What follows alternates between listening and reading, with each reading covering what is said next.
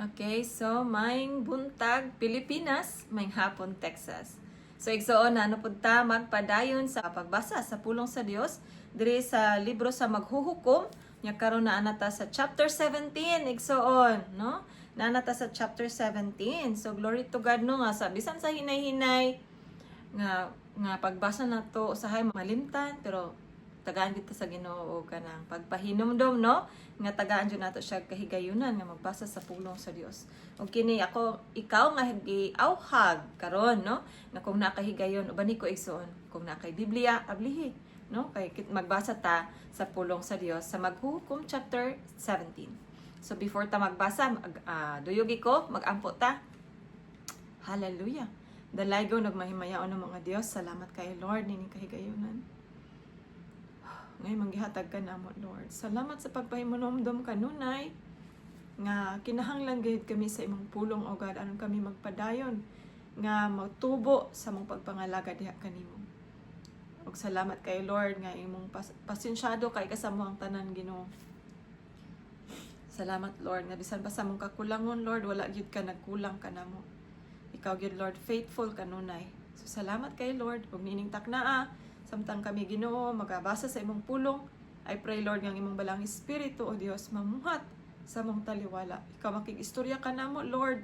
Ug bisan pa kanang manan-aw karon sa video Ginoo. Uban sa lang tibok panimalay I pray nga ikaw magapanalangin kanila sa espirituhanong panalangin o God. Ug I pray Lord nga imong tagbuon ang ilang mga panginahanglan Lord financially, emotionally, mentally, physically. Lord, thank you nga ikaw nga mo ang dalangpanan sa kanunay.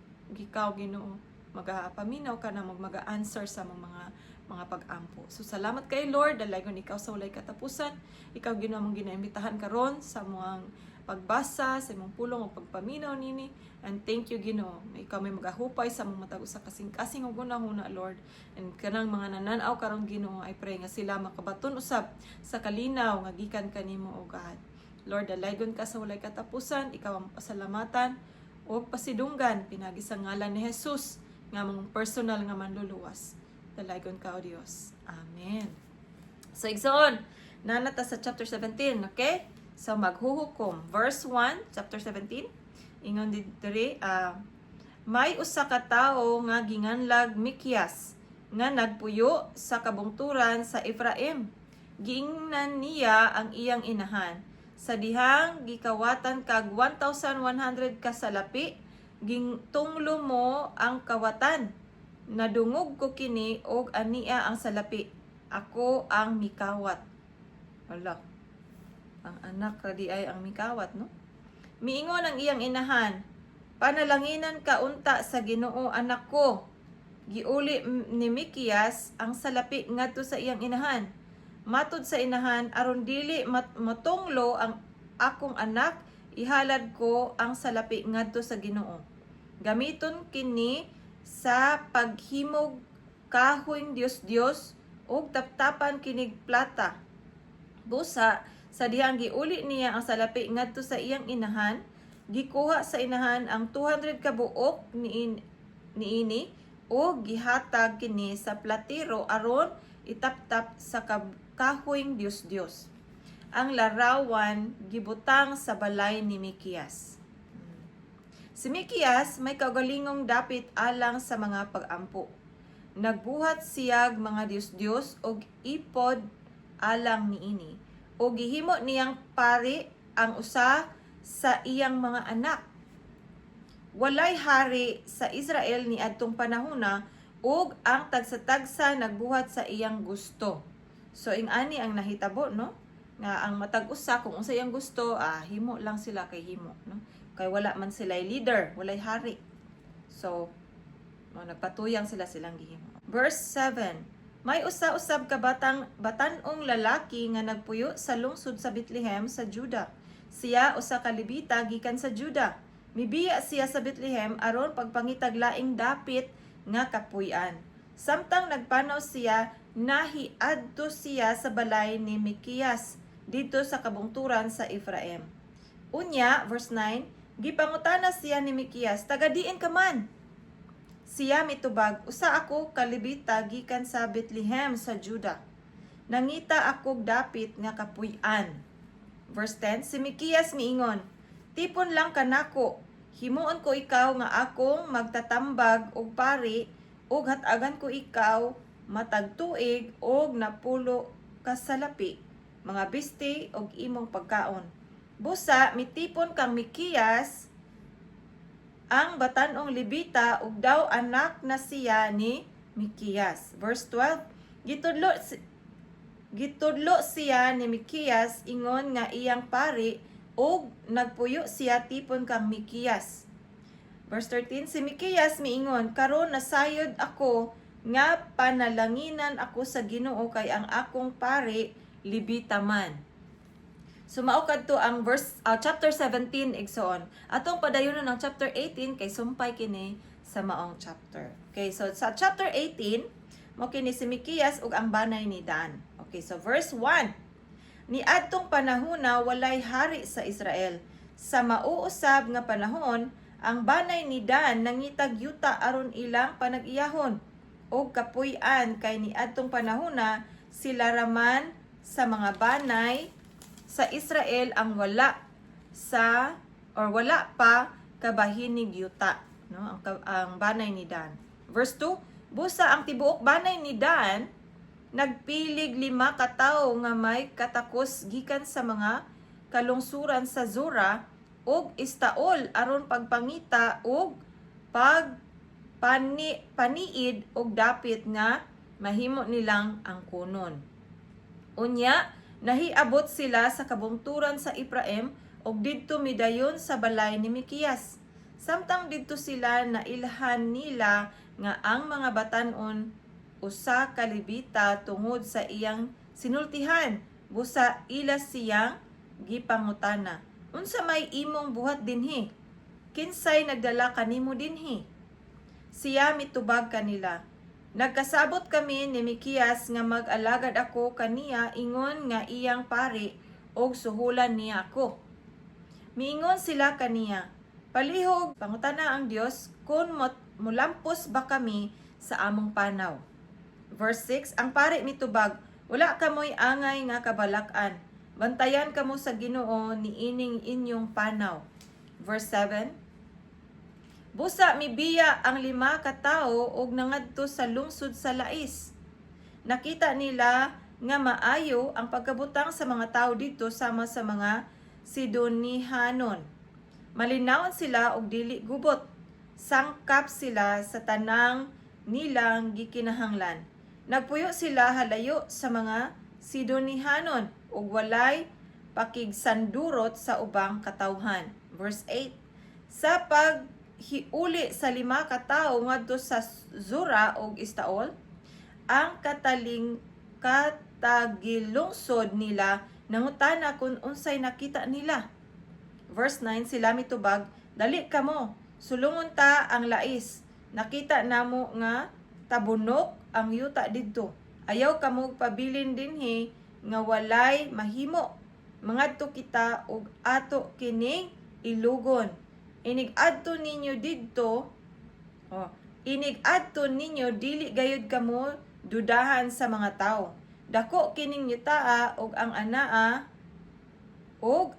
ang tanan nga gusto sa tao og gihatag kini sa Dios kaninyo. Verse 11, busa ang 600 ka tawo gikan sa banay ni Dan mibiya sa Zora og Estaol aron pagpakig-away. Nanunga sila og nagkampo sa kasadpan sa syudad sa Jearim sa Juda. Busa nga ang maong dapit gingan lagkampo ni Dan.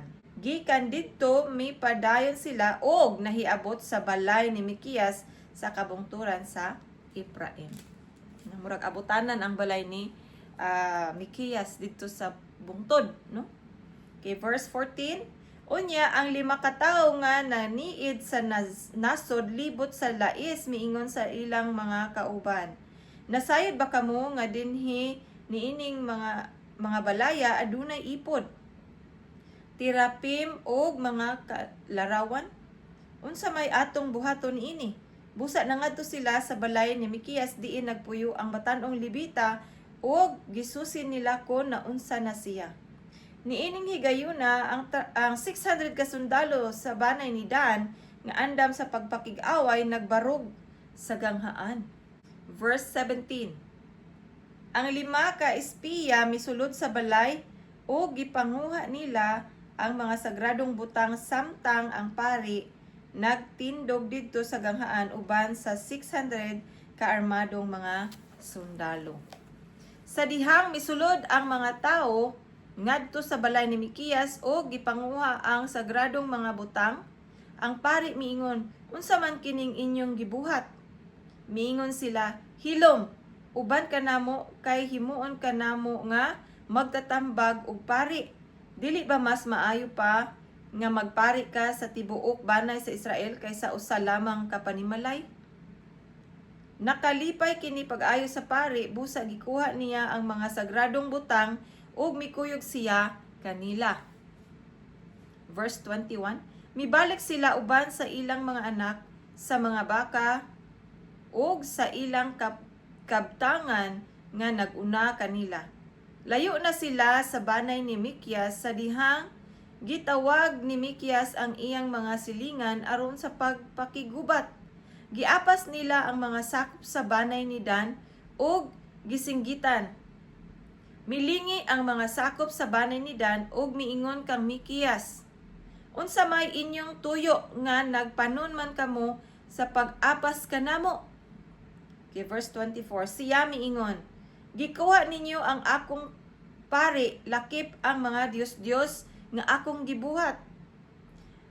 Nang layas kamo og walay nahibilin kanako, unya moingon kamo unsay inyong tuyo?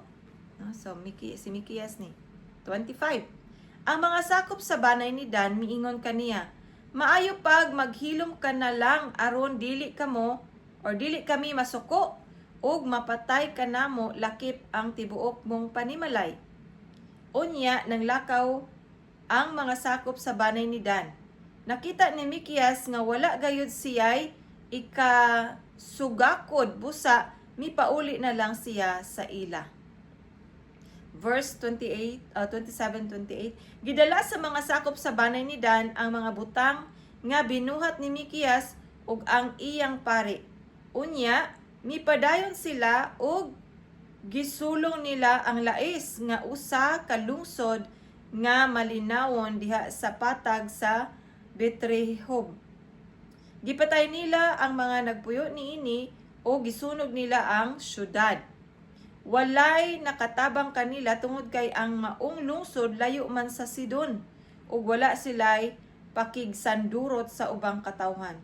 Unya, gitukod pag-usab sa banay ni Dan ang maong syudad ug didto sila namuyo. Ila kining ginganlagdan nga maoy ngalan sa ilang kagikan nga anak ni Jacob. Kaniadto ang maong lungsod ginganlaglais. Gipahiluna nila ang larawan aron ilang simbahon. Si Jonathan, ang anak ni Gersom, nga anak ni Moises. Si Gersom, anak ni Moises. Unya, anak ni Gersom si Jonathan. Okay. Lakip ang iyang kaliwatan, nahimong mga pari sa banay ni Dan, hangtod sa pagkabihag sa katawhan sa Israel. Verse 31, ang larawan nga gibuhat ni Mikiyas nagpabilin dito samtang ang tulda sa Dios didto pa sa Silo. Okay, mao kadto ang chapter 18 igsoon, puro murag napatay taas nga panahon atong ipadayon ang chapter 19. Okay, mao kini ang Libita ug ang mga ug ang iyang kapuyo-puyo. Kini adtong panahon nga wala pay pari ang Israel, may usa ka Libita nga didto magpuyo sa kabungturan sa Efraim. May puyo-puyo siya nga taga Bethlehem sa Juda. Apan ang babayi nasuko kaniya og mipauli sa balay sa iyang amahan didto sa Bethlehem. Nagpabilin siya didto sa sulod sa 4 ka bulan. Unya ang bana nga Libita miapas sa babay aron sa pag-auhag kaniya sa pagpauli. Uban kaniya ang iyang sulugoon ug nagdala sila duha ka asno. Gidawat siya sa babae didto sa balay sa iyang amahan. Sa pagkakita sa amahan sa babae kaniya, abi siya pag-ayo. Verse 4, namugos ang ugangang lalaki nga magpabilin sa ila ang maong Levita, busa nagpabilin siya sulod sa tulo ka adlaw. Nangaon og natulog didto ang magtiayon. Verse 5, sa pagkabuntag sa ikaapat nga adlaw, sayo silang mibangon og nangandam sa paglakaw, apan ang amahan sa babay miingon ngadto sa iyang umagad. Kaon una aron dili kamo gutumon sa dalan. Busa ang Levita ug ang amahan sa babay nangaon og nag-inom. Unya miingon kaniya ang amahan, pabilin una niining gabiuna og paglingaw-lingaw dinhi. Mulakaw na unta ang Levita apan gihawiran siya sa amahan, busa nagpabilin na usab siya. Verse 8, sayo sa buntag sa ikalimang adlaw, mibangon siya aron pagmugikan, apan ang amahan sa babae miingon, kaon una sa dili pa kamo manglakaw, busa nangaon sila. No, murag ang papa sa babae dili gusto nga manglakaw sila. Verse 9, sa diha nga ang Levita ug ang iyang puyo-puyo ug ang sulugoon mulakaw na unta, ang amahan miingon, hapon na kaayo. Maayo pag anhilang gihapon kamo manghigda. No? Hapit na magabi busa pabilin dinhi og paglipay. Sayo lang kamog mata ug maalang sa inyong panaw. No, sa ikapila na to kaadlaw niya nga kuan gunit or di jud pa ulion, no? Verse 10 and 11. Apan wala magpahawid ang tao ug milakaw siya uban sa iyang puyo-puyo, dala ang duha ka asno. Hapit na magabi pag-abot nila duol sa Jebus o Jerusalem. Busa ang sulugoon miingon sa iyang agalon, anhilang kita mamahulay niining syudad sa mga Jebusihanon. Apan verse 12, apan miingon ang agalon, dili kita mupahulay sa usa ka syudad nga dili mga Israelita ang namuyo. Mangadto hinuon kita sa Gibea. Mupadayon kita sa unahag jutay ug adto kita muhigda sa Gibea o sa Rama. Busa mipadayon sila sa ilang panaw. Dito sila magabhii sa Gibea sa kayutaan sa banay ni Benjamin. Mihapit sila sa Gibea aron didto muhigda. Misulod ang Levita og milingkod sa plaza sa syudad kay wala may mipahigda kanila. Verse 16, ni anang higayuna miabot ang usa ka tigulang nga gikan nagtrabaho sa iyang uma. Taga Ephraim gayud siya, apan karon nagpuyo na sa Gibea. Ang mga tao sa Gibea kaliwat sa banay ni Benjamin. Nakita sila sa tigulang dito sa plaza, busa gipangutana sila kung taga diin og asa sila paingon. Mitubag ang Levita, gikan kami sa Bethlehem sa Juda og padulong sa kabungturan sa Ephraim, diin ako nagpuyo. Miadto man gud ako sa Bethlehem ug karon mopauli na ako. Walay mopasaka kanamo dinhi. Aduna kami pagkaon og dagami alang sa among mga asno. Pan og bino alang kanamo og sa akong puyo-puyo og sa akong sulugoon. Sangkap kami sa tanan namong gikinahanglan. Ang tigulang miingon, makadayon kamo sa akong balay og atimanon ko kamo. Ayaw kamo pagpalabay sa gabi dinhi sa plaza. Busa gidala niya sila sa ila og gipakaon ang ilang mga asno. Ang iyang mga bisita nanghimasa, nangaon og nanginom. Okay, verse 22. Malipayon sila ni adtong tungura sa dihang kalit nga nangabot ang daotang mga tao gikan sa lungsod. Gilibutan nila ang balay o gipukpok ang pultahan. Giingnan nila ang tigulang. Pagulaa ang lalaki nga ania sa inyo. Gusto kaming makighilawas kaniya. Wait, na ako'y na-remember ani. Remember mo sa katong kang Lot nga story? Similar, di ba? No? Pero unya na ang kwan. Sumpay. Okay, so verse 23.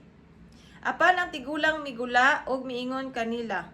Ayaw, mga higala, ayaw buhata ang dautan. Kining tawhana akong bisita. Ani ang akong ulay nga anak ug ang puyo-puyo niya. Dadon ko sila sa gawas karon ug inyo na sila. Buhata ang gusto ninyo apan ayaw buhata ang dautan nganhi niining tawhana. Apan wala mamati kanila ang mga tawo. Busa gikuha sa libita ang iyang puyo-puyo ug gibutang sa gawas. Gilugos sa mga tawo ang babayi ug gipanamastamasan sa tibuok gabii ug wala lungi hangtod sa kabungtagon. La ka grabe no. Ingana ka daotan ng ilahang sitwasyon sa una. 26. Sa pagkakadlawon niabot ang babayi og natumba didto sa pultahan sa balay sa tigulang ug didto siya kabuntagi. Ni anang buntaga pagbangon sa bana ug sa pagbukas niya sa pultahan, nakita niya ang iyang puyo-puyo nga nagbuyod diha sa pultahan. Ang mga kamot niya diha gayod sa pultahan. Miingon ang bana, bangon, manglakaw na kita. Apan wala mo tubag ang babayi, busa gikarga niya sa asno ang babayi ug mipadayon siya sa iyang panaw ngadto sa ila. Pagabot nila sa ila, misulod siya sa balay ug mikuhag kutsilyo. Unya gikuha niya ang lawas sa iyang puyo-puyo, gihiwa-hiwa kini sa 12 ka piraso ug gipadala ang matag bahin ngadto sa 12 ka banay sa Israel. Kagrabe no. Verse 30. Ang tanang nakakita niini miingon, wala pa kita makakitag hitabo nga sama niini sukad manggula ang mga Israelita sa Ehipto.